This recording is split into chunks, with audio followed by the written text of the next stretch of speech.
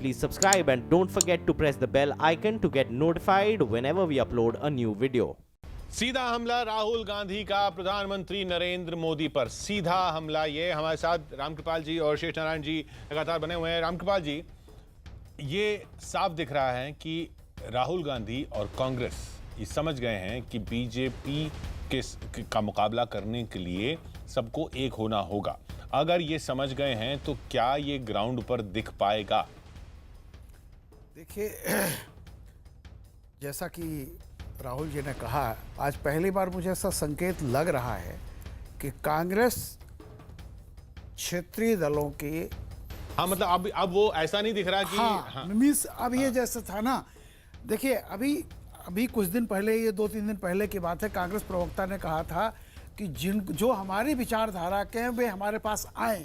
यानी कहीं ना कहीं से ये था कि हमारी शर्तों पर होगा। लेकिन राहुल जी की बात को सुन के लग रहा है कि राहुल जी को ये टेस्ट मिल गया है कि कहीं ना कहीं अगर छोटा भाई बनना भी पड़े तो विपक्षी एकता अब वो के लिए छोटा भाई बनना बड़ा भाई की बात कुछ लग नहीं रही है। शेषानंद जी, ऐसा लग रहा है कि ये ठाना गया है या ये तय किया गया है कि भाई अभी अगला चुनाव जो है, यानी मतलब 2019 का, वो बीजेपी को हराने के लिए लड़ा जाए। अब कैसे हराना है वो देखना है, ये जीतने के लिए ना लड़ा जाए। उसके पहले का चुनाव भी जो है, ये मध्य प्रदेश, राजस्थान और यहाँ छत्तीसगढ़ वाला, ये भी, और अभी पब्लिक डोमेन में तो ये इन्फॉर्मेशन नहीं है, लेकिन हम जानते हैं कि कांग्रेस की लीडरशिप, जो स्टेट की लीडरशिप है जी, वो मायावती के लोगों से बातचीत ऑलरेडी शुरू कर चुके हैं वो लोग, क्योंकि मायावती के प्रेजेंस वहाँ है और उनकी दक्षिण मध्य प्रदेश में प्रेजेंस है, और वो पूरे इलाके में। अच्छा, मैं अब हमारे साथ अभी कोई नेता नहीं है, ना कांग्रेस के हैं ना बीजेपी के हैं। हाँ। अब हम जरा ये बताइए, देश के लिए क्या बदल जाएगा ये एकजुट होकर लड़ लेंगे तो? ये पहला ऐसे नहीं हुआ था, इंदिरा गांधी के टाइम में यही हुआ था, वो उनके खिलाफ सब एक जैसे हो गए थे। वो तो देखो एक बात समझो आप, कि जयप्रकाश नारायण जब लड़े थे कहीं करोड़ा जोड़ के, हाँ। तो वो सारे लोग तितर बितर हो गए थे।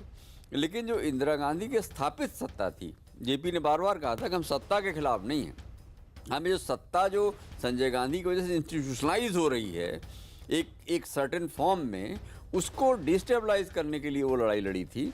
मुझे ऐसा लगता है कि इन लोगों के पास भी कोई विकल्प नहीं है। उनको, मैं कह रहा हूं, हमको क्या हासिल होगा, देश को क्या हासिल होगा? देश में भूल जाइए, इन लोगों की स्कीम ऑफ थिंग्स में, किसी भी पॉलिटिकल पार्टी की स्कीम ऑफ थिंग्स में जनता नहीं है। हाँ। इनके अपने मकासद हैं, साइकिल से जाते थे एमपी एमएलए, आज ये लोग। अच्छा, इनकी स्कीम ऑफ थिंग्स में जनता आएगी कैसे? वो तो हमको तय करना पड़ेगा। जनता जब तय करेगी, जनता कहां तय करेगी? जनता क्या तय करती है? जनता भाई, जनता जब कोई एक यूनिट नहीं है ना, एक आदमी अपने, उसका एक वोट होता है, वो अपने लिए तय करता है। सारी जनता मिलके कहां तय कर रही है? किशोर, हम तीन यहाँ बैठे हैं। हाँ। और हम लोग भी जनता हैं। हाँ। हमारे पास एडवांटेज क्या है?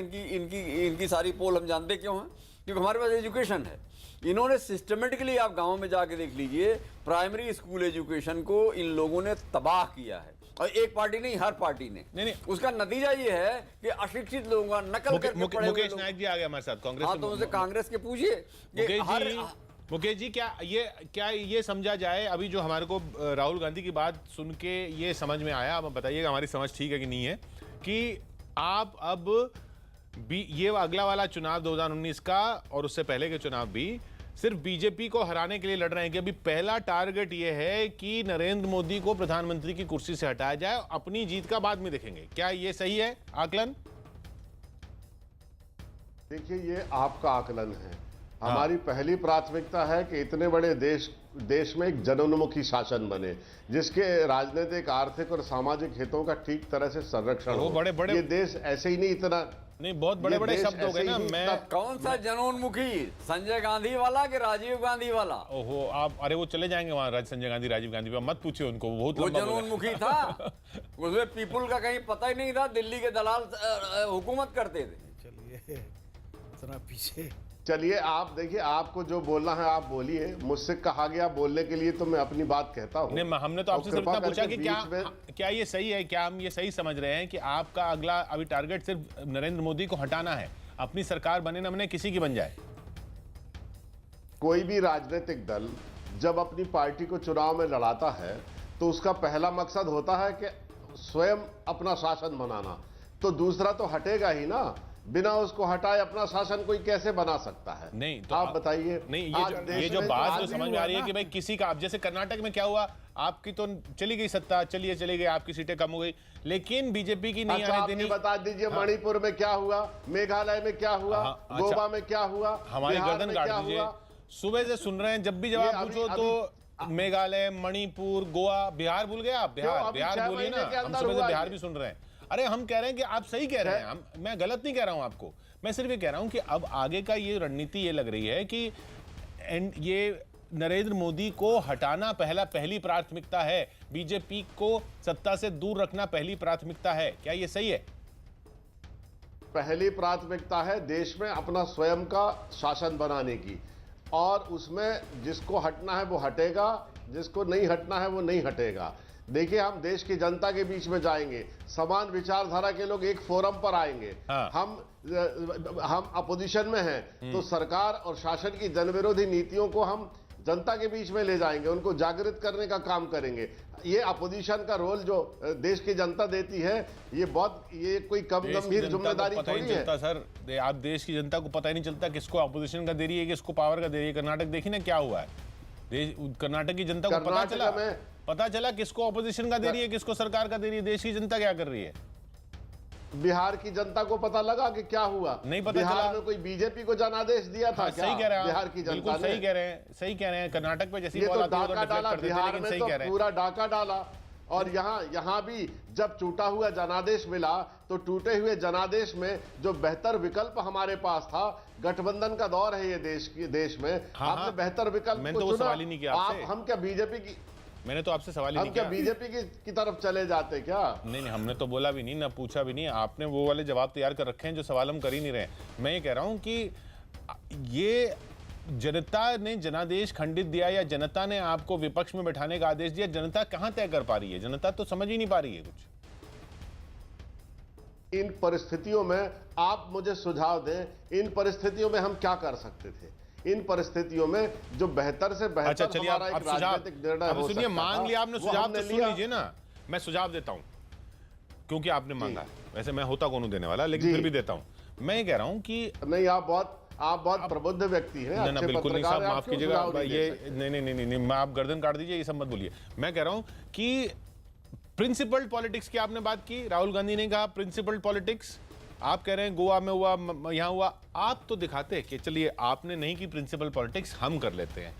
प्रिंसिपल पॉलिटिक्स मतलब आपकी सरकार थी, आपके मुख्यमंत्री खुद एक सीट पर चुनाव हार गए, आपके मंत्री चुनाव हार गए, आपकी सत्ता चली गई, तो फिर आप अगली सत्ता किसकी बनेगी उसमें आप पीछे होके बैठते, जैसा राजीव गांधी ने किया था जब 1989 में वो चुनाव हारे थे। अगर आप प्रिंसिपल पॉलिटिक्स की बात करते हैं तो ये, हाँ, अगर आप कहेंगे अगर उन्होंने किया था तो हम क्यों ना करें, तो ठीक है, आप करिए, हम कौन होते हैं आपको रोकने वाले? हम तो देख रहे हैं तमाशा हो रहा है, जो भी हो रहा है। लेकिन आपने बोला कि सुझाव, आपने ये क्यों नहीं किया? आपने अपने आप को प्रिंसिपल पॉलिटिक्स का एग्जाम्पल खड़ा करने की कोशिश क्यों नहीं की?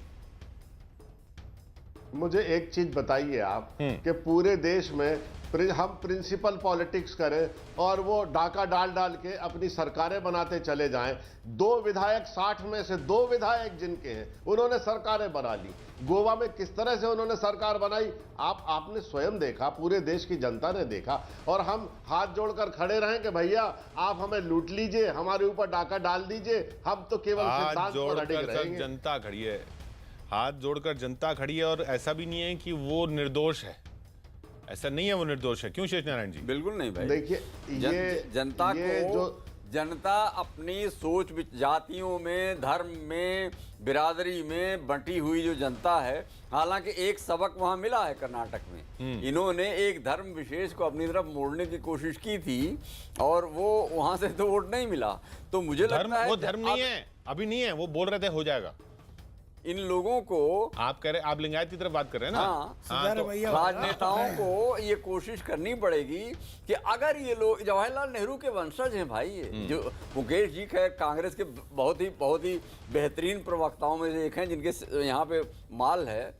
तो हम आप लोगों से उम्मीद करते हैं कि अब अपने नेताओं को कहो कि भाई जिन वैल्यूज के लिए जवाहरलाल नेहरू ने सब कुछ किया, सब कुछ, उन वैल्यूज को पुरुषोत्तम दास टंडन ने हरा दिया था, उनके कैंडिडेट को, आचार्य कृपलानी को। और जवाहरलाल ने इसको सर माथे पे लिया। सुभाष बोस महात्मा गांधी की मर्जी के खिलाफ जीते थे, लेकिन उनको सर माथे पे लिया। तो क्या आप लोग इंटरनल डेमोक्रेसी अगर कांग्रेस जैसे ऑर्गेनाइजेशन में लाते हैं तो मुकेश भाई पूरे देश में नहीं, पर शेष नारायण जी, मैं जब कहता हूँ रामकृपाल जी, ये आप बिल्कुल सही बात कर रहे देखिए, हैं। आपने किशोर जी जो ये पूछा, हाँ। ईमानदारी की बात यह है, मुकेश भाई इस बात को मानेंगे, कांग्रेस का पहला लक्ष्य मोदी को रोकना है, चाहे कांग्रेस कहीं सत्ता में वो आए कह तो रहे हैं कि हम हाथ या जोड़ के खड़े नहीं रहें क्या? आए। वो कह रहे हैं कि इतना सब कुछ हो रहा है, हम हाथ जोड़ के खड़े रहें क्या? सही तो कह रहे हैं वो भी। मैंने एक बार आप ही के एक कार्यक्रम में वहां पे दरबार में मैंने दिग्विजय सिंह से पूछा था कि ये बताइए आप कि आप कम्युनिस्टों की तरह दूसरों को रोकने के लिए खप जाएंगे या आप कभी आना चाहेंगे? आपका लक्ष्य क्या है? सत्ता में आना है या बीजेपी को रोकना है? तो उन्होंने कहा हमारा पहला लक्ष्य बीजेपी को रोकना है। आज राहुल जी जिस तरह से खुशी मना रहे थे और कह रहे थे, उस जाहिर सी बात है प्रायोरिटी ये है कि चाहे हम सत्ता में आए ना आए, कांग्रेस आए ना आए, बीजेपी नहीं आनी चाहिए। सीधी सीधी बात है। और राहुल जी ऐसा कह के भी अब प्रेस कॉन्फ्रेंसेस भी देखिए ना आप कैसी हो रही हैं, ये जीत टाइप की प्रेस कॉन्फ्रेंस हो रही है।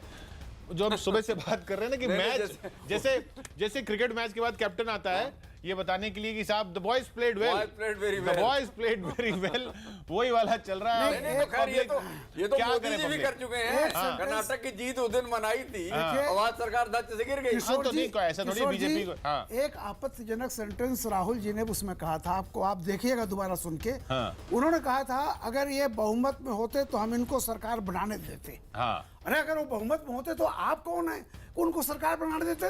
नहीं, एक दूसरी भी बात ये तो उन्होंने गलत ये तो की। देश का संविधान है। हाँ, नहीं, उनके ये जो अभी है ना कि हम, यानी चाहे वो हम कांग्रेस पार्टी हो चाहे जो भी हो, अगर इनका बहुमत होता तो हम इनको सरकार बना मैं तो हम की बात कर रहा हूँ।